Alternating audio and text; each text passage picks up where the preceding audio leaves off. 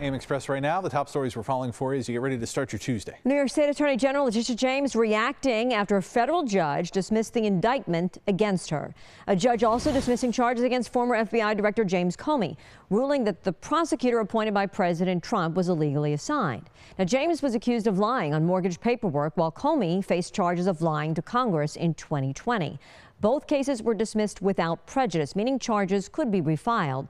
James called the charges baseless. The Justice Department says it plans to continue pursuing legal action. Comey's attorneys argue the statute of limitations bars new charges.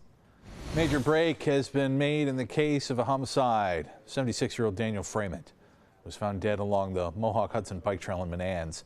Albino Zacharias Garcia was arraigned yesterday. Albany DA Lee Kinlan says the 24-year-old had entered the U.S. illegally about 6 months before Freeman's murder. He was previously sentenced for first-degree attempted assault out of Troy.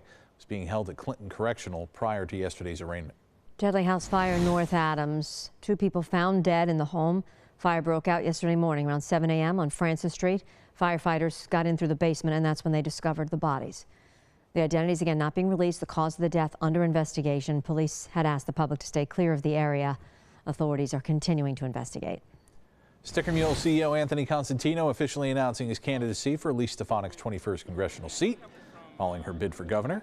He's running on an America First platform aligned with President Trump's policies. Republican Assemblyman Robert Smullen also announcing a campaign last week.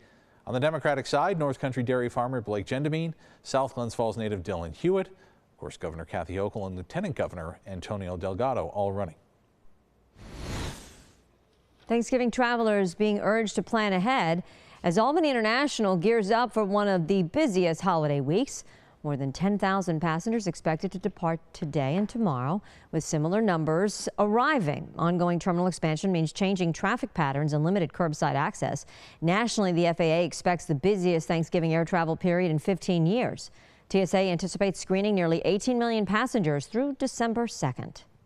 Speaking of travel, we're looking good on the roads so far, although you'll notice there are more cars out there than usual. 20 minutes on the Northway 6 on the Rensselaer County Commute 6 as well for the Thruway. And here's a check of that forecast. It's a cool, cloudy start, only a couple stray sprinkles towards the north. As we go into the afternoon, showers really get going. Could be some steady rain for the evening commute back home, and coupled with extra volume on the roads from Thanksgiving travel, maybe it gets a little bit dicey. It's not a terrible system, but any rain could cause some issues with that many folks on the roads.